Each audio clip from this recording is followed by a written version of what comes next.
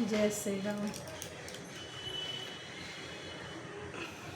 बरसात तो बीत गए। बरसात में अहाँके मुहूर्त तकै छलै जे कते बजे से कते बजे पूजा हेतै, कते बजे जल ढारल जेतै।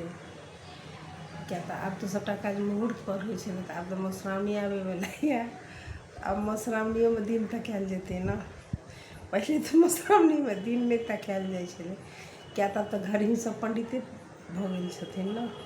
आब ओना पंडितके जरूरत कहाँ छै, तऽ सब अपने पंडित छै। तऽ आब एखन बरसाइतमे तऽ दिन ताकल सबके भऽ गेलै, आब मधुश्रावणी एतै तऽ मधुश्रावणीके दिन तकेतै। और हमसब बरसाइत मधुश्रावणीमे ई देखने छियै जे बरसाइतमे तऽ कहियो हमसब 12 बजेके बादे देखै छलियै जल ढारल जाइ छलै, जे नया पाबनि करै छलखिन तिनका। आब तऽ नया की पुरान की, या 25 साल 30 साल पुरान की, नया के आगूमे पुरान आब नीक छै से। आ तहिना मधुश्रावणियोमे हेतै ने, हेबाक तऽ चाही। किया तऽ अगर कम्पटिशन छै तऽ कम्पटिशन तऽ ओही तरहसँ होइ छै। आब मधुश्रावणी आबैवला यऽ, आब मधुश्रावणीके दिन तकायल।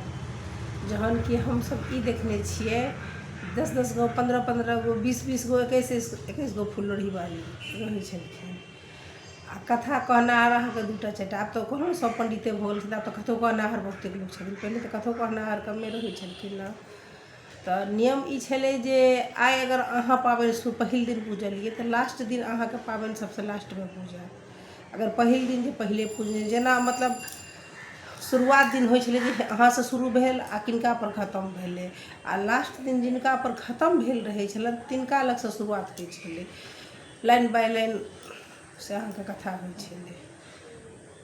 तऽ कोनो मुहूर्त, कोनो दिन, कोनो समय नहि होइ छलै। आब तऽ समय मुहूर्त दिन सबटा ताकल जाइ छै।